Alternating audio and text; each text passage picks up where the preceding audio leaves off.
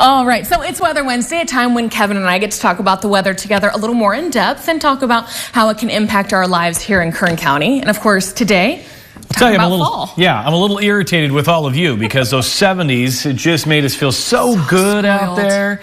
And then Mother Nature said, not so fast. Fall might be around the corner, but guess what? The heat is back next week. But somebody asked me the other day, what about triple digits? Are they gone? We're getting close to that time period where, yes, because we don't have the daylight as long to allow for that heating. So we're on that edge. Let's put it that way. The latest 100 we've ever had here in Kern County is October 18th. So I always say, because we know that the climate is warming, once we get to Halloween, we're done with the hundreds. Until then, September, there's been a lot of, trust me, I've done a lot of events in September and we've had triple digits. So I don't think we're out of the woods just yet, but we're getting so close. So close. Yes. So let's talk about autumn officially, because it's a season, of course, that part of the year that is a transition period from summer to winter as the sun is approaching the winter solstice in December.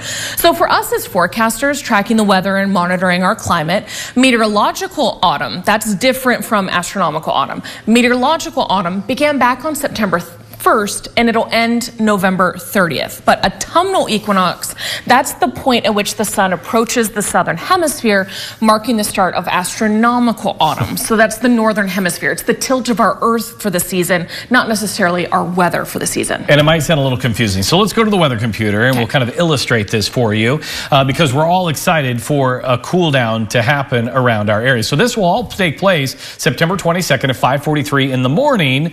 So that's when we officially kick in fall. So what does that actually mean? So here's a look at the Earth. We look at the sun. We look at the equator. And basically, most direct sunlight moves south of the equator. So that allows for a little change. That's why we're seeing a little bit more darkness. And that basically will help kick in fall. So equinox is Latin for equal nights. Yeah, because on Sunday, we'll have roughly 12 hours of daylight, 12 hours of night. But again, I say roughly because that's at that exact point for the equator. It depends on your latitude for when your exact 12 and 12 is happening. Yeah, but I'll tell you, all of us are very much looking forward to those cooler temperatures that come with the fall months. But as Elena alluded to, September can be a hot month. It's still hot for October California. is what we're all aiming for. So just think of a dartboard.